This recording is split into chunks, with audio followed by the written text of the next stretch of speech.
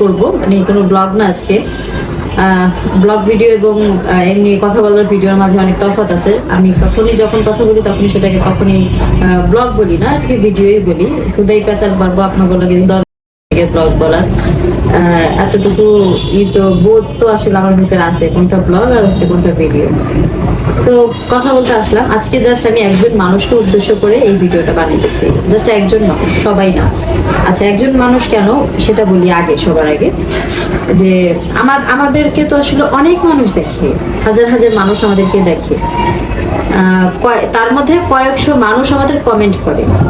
ধরেন যদি একটা ভিডিও 30,000 ভিউ হয়, তার মধ্যে হয়তো 100 বা 50টা কমেন্ট আসে। তো 100 বা 50 জন মানুষ আমাদেরকে কমেন্ট করে, আমাদের ভালো মন্দ জাজ করে। আর বাকি মানুষগুলো হচ্ছে জাস্ট দেখে, তারা হচ্ছে কোনো জাজমেন্ট করে না। তো সেই কিছু মানে সবার কমেন্টের অ্যান্সার কিন্তু আমরা সবভাবে দিই। স্পেসিফিক কিছু মানুষের মানে যারা হচ্ছে বেশি রুডলি বলে তাদের কমেন্টের অ্যান্সার দিই, আর হচ্ছে যাদের অনেক বেশি কৌতূহল থাকে তাদের কমেন্টের অ্যান্সার দিই। বাট আজকে আমি ওই টাইপের কোনো মানুষের কমেন্টের অ্যান্সার দিব না। আজকে আমি স্পেসিফিক একজন মানুষকে নিয়ে কথা বলবো, যে মানুষটাকে আমি পার্সোনালি চিনি, যিনি আমার প্রত্যেকটা ভিডিও উনি একদম পুঙ্খানুপুঙ্খানুভাবে দেখে।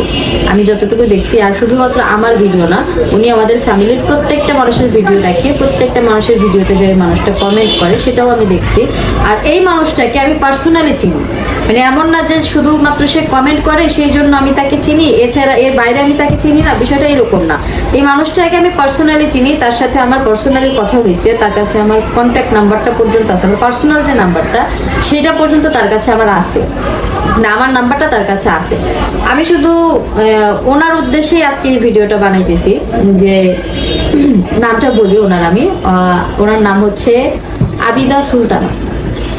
আপুটার নাম হচ্ছে এটা। আপুটা আমার ভিডিও দেখে সব সময়, আমার ভাইয়ের ভিডিও, আমাদের যত রিলেটিভ আছে সবার ভিডিওই আপুটা দেখে। আর মানে আপুটার উদ্দেশ্যে আমি কেন কথা বলতে আসলাম সেটাও বলি। আপুটাকে আমি পার্সোনালি অনেক পছন্দ করি, মানে ওনার সাথে আমার পার্সোনালি কথা হয়েছে, ফোনে কয়েকবার কথা হয়েছে, একবার দুইবার না, অনেকবার কথা হয়েছে, যার জন্য আমি ওনাকে পার্সোনালি পছন্দ করি। ওনার ব্যক্তিত্ব অনেক সুন্দর, প্লাস উনি একজন ভালো মনের মানুষ। তো আমার কাছে মনে হইলো যে আসলে একজন ভালো মনের মানুষ, তার কমেন্ট যখন এই টাইপের আসে তখন তাকে আসলে এটা বলা উচিত। ওনাকে উদ্দেশ্য করে আমি বলতেছি যে আপু, আপনার যদি কোনোভাবে আমার কাছ থেকে কোনো কিছু জানার থাকে তাহলে আপনি অবশ্যই আমার নাম্বারটা যেহেতু আপনার কাছে আছে, আপনি আমাকে ফোন দিয়ে জানেন যে আসলে শারমিন বিষয়টা কি হয়েছে, বা তুমি কোনটা থেকে কি করতে চাচ্ছ, কেন করতে চাচ্ছ, বা কেন এই ধরনের কথা বলতেছো, বা তুমি কি করতে চাও। যদি এই ধরনের কোনো প্রশ্ন আপনার মধ্যে থাকে তাহলে আপনি আমাকে পার্সোনালি ফোন দিয়ে তারপর জিজ্ঞেস করেন। অন্য সব মানুষ যদি আমাকে আসলে দুইটা বকা দিয়েও কথা বলে না, আমার বিন্দু পরিমাণ খারাপ লাগে না। বাট এই আপুটা যদি হচ্ছে একটু অন্যরকম ভাবে কমেন্ট করে, সেটা তো আমার ভিতরে আঘাত লাগে। কেন লাগে? কারণ উনি আমাকে পার্সোনালি চিনে, ওনার সাথে আমার কথা হয় এখন। আর তার থেকেও বড় কথা হচ্ছে ওনার যে ব্যক্তিত্ব, ওনার ব্যক্তিত্বের সাথে, আবিদা আপুর ব্যক্তিত্বের সাথে ওনার কমেন্টগুলো যায় না।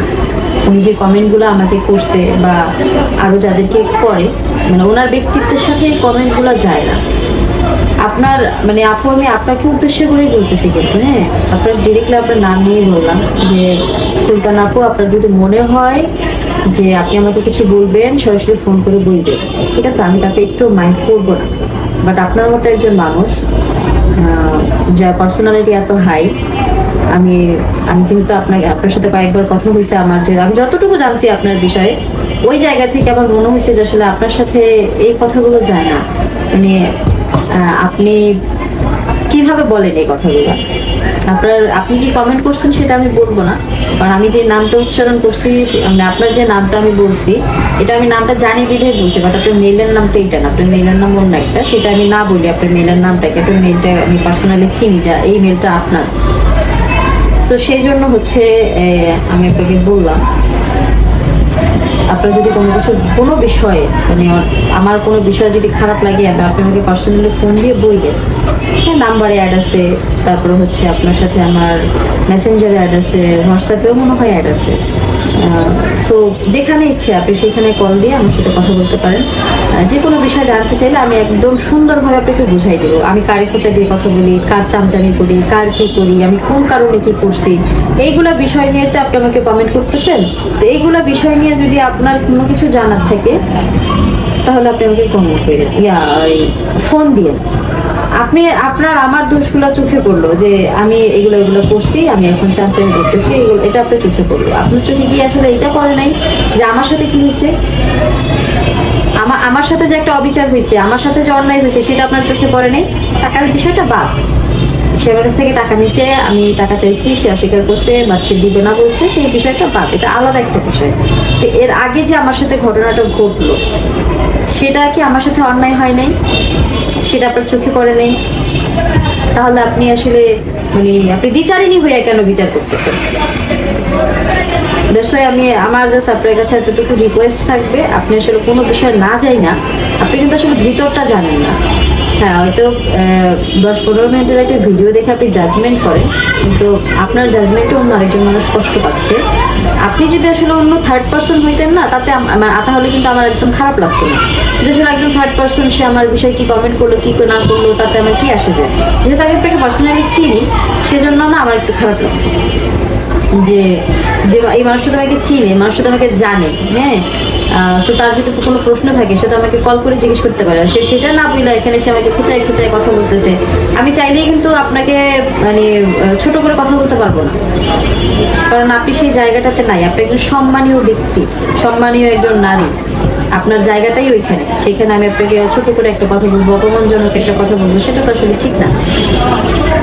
এই জন্য আমি আপনাকে বললাম যে যদি কোনো কিছু জানার থাকে কাইন্ডলি আমাকে ফোন দিয়ে জানান। আপনি প্লিজ আমাকে এই ধরনের কমেন্ট করেন না, যেটা আমার কাছে খুবই খারাপ লাগে।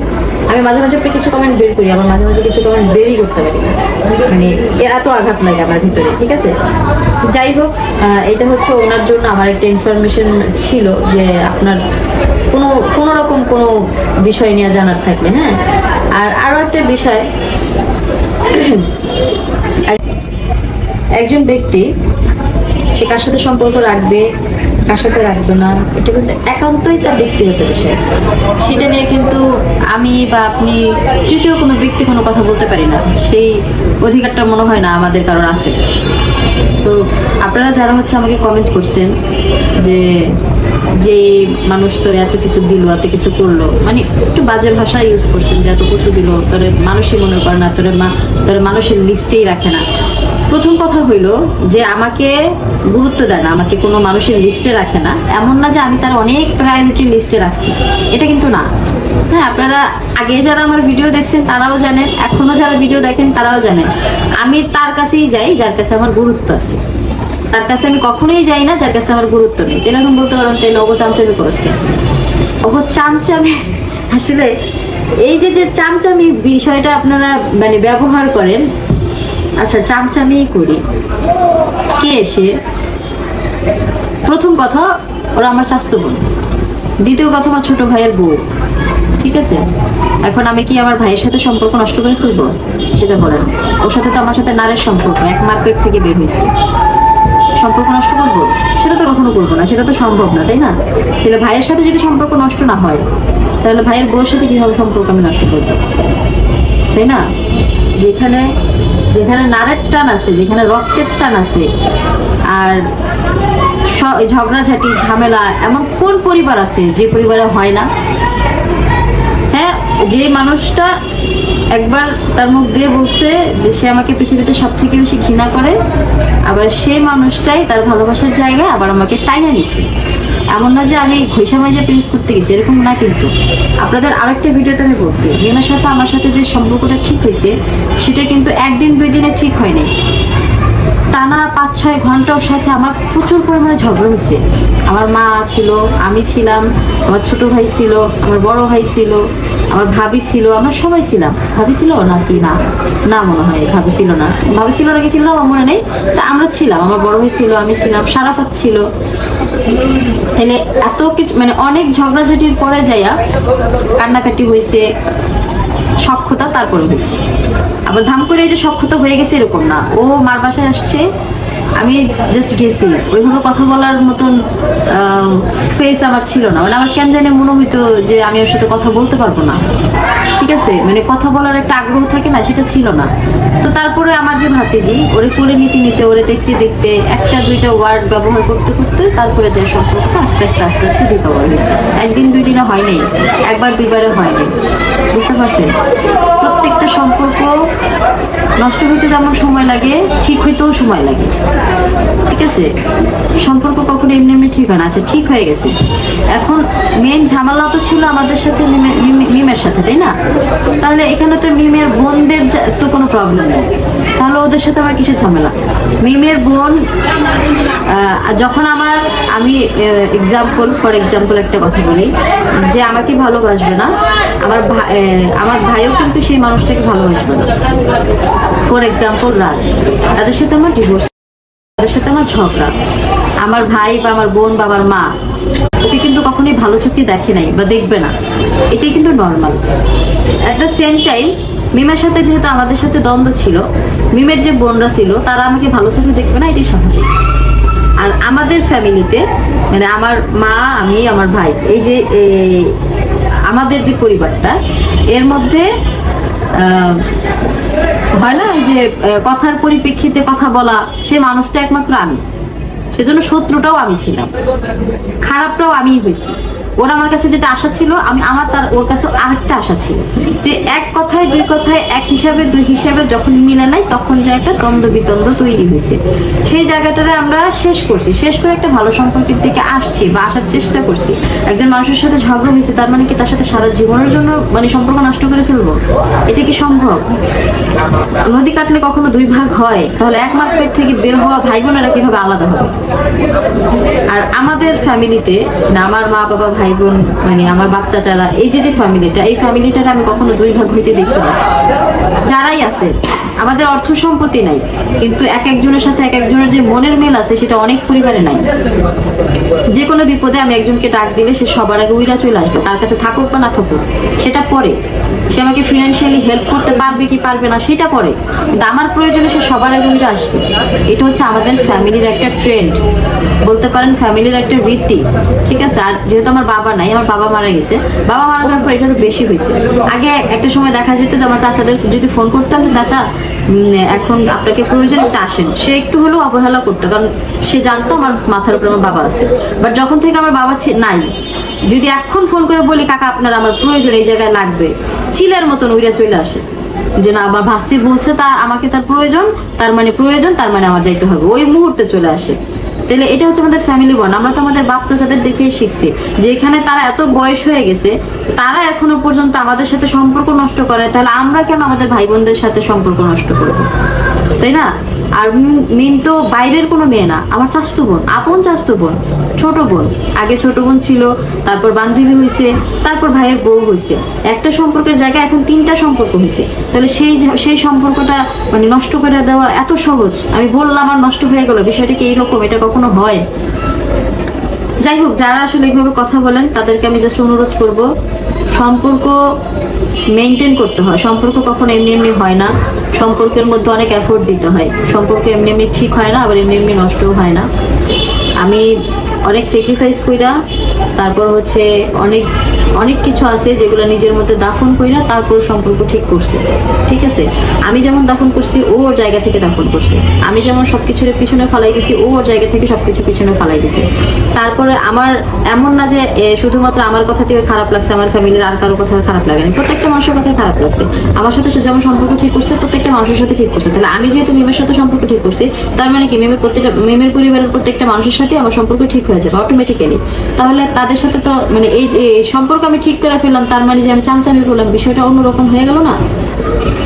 এখানে আসলে চামচামির কোনো বিষয় না, চামচামি কোনো সাবজেক্টই না, ঠিক আছে? সাবজেক্ট হচ্ছে আমাদের রিলেটিভ, আমার ভাইয়ের বউ, আমার চাচাতো বোন, বান্ধবী, সবকিছু।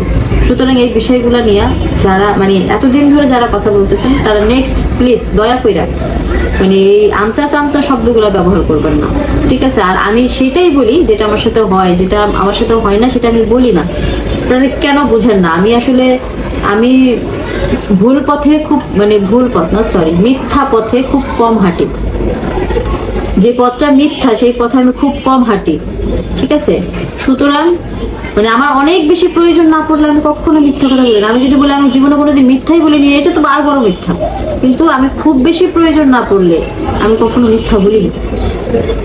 যখন অনেক প্রয়োজন পড়ে যে আসলে এই মিথ্যাটা না বললে একটা মানুষের ক্ষতি হয়ে যাবে, বা এই মিথ্যাটা না বললে আরেকজন মানুষের ঘর ভেঙে যেতে পারে, ওই ক্ষেত্রে যাই হয়তো বা আমার দু একটা মিথ্যা কথা বলা হয়। কিন্তু এছাড়া আমি নিজের প্রয়োজনে কখনো মিথ্যা বলি না, বুঝতে পারছেন? সুতরাং দয়া কইরা মানে কেউ এই আমচা চামচা শব্দগুলো ব্যবহার করবেন না, খুবই খারাপ লাগে, কষ্ট পাই, আঘাত লাগে ভিতরে। তখন মনে হয় যে আসলে ব্লগিং ছেড়ে দিই। আর ব্লগিং আসলে ছাড়বো কেন? এটা ছেড়ে দিলে খাবো কি? খাওয়ার মতন তো টাকা থাকবে না, খাই তো এটা কইরা, তাহলে ছাড়া যাবে না। সুতরাং একটু ভদ্রভাবে আমরা সবাই কথা বলি। আপনাদেরও কিন্তু আমি কিন্তু জানি আপনাদের আমার দেখতে ভালো লাগে, এই জন্য কিন্তু দেখেন। বকা দেন যা করেন, দেখতে কিন্তু ভালো লাগে, এই জন্য দেখেন। তাহলে মানে দেন বকা, সমস্যা নাই, একটু নম্র ভাবে বকা দিন। মানে এই হয় না যেটা বললে একদম শুয়ের মতন দেওয়া লাগে, ওইটা বললেন না। সুইটাই দিয়েন, কিন্তু আগাটা কাটে দিয়েন, যাতে ওই যে সরাসরি ঢুইকা না যায়। কাটে দিলে লাগবো, কিন্তু আসতে লাগবো, এইটা ব্যাপারটা এইরকম রাখবেন। তাহলে আপনারও শুয়েও তো খুচাও দেওয়া হইলো, আবার আমি ব্যথাও কম পাইলাম, বিষয়টা এইরকম, ঠিক আছে? মানে সাপও মরলো, লাঠিটা ভাঙলো না, বিষয়টা এইরকম। তাহলে আপনারাও ভালো থাকবেন, আমিও আমার জায়গা থেকে ভালো থাকার চেষ্টা করব। সবকিছু সবাই নিজেদের মতন করে চিন্তা করবেন, তো এক্সট্রা কিছু তো চিন্তা করার দরকার নেই। আসলে দরকার কি চিন্তা করে? আমি তো আর আপনাদের ভাত মাছ দিয়ে দিব না, দিব বলেন? যেটা আমি ইনকাম করি সেটা কিন্তু আমি আমার কাছে রেখে দিই, আমি তো কাউকে দিই না। তাহলে হুদাই মানে এগুলা করে তো কোনো লাভ নেই। তো সবাই ভালো থাকেন। অনেক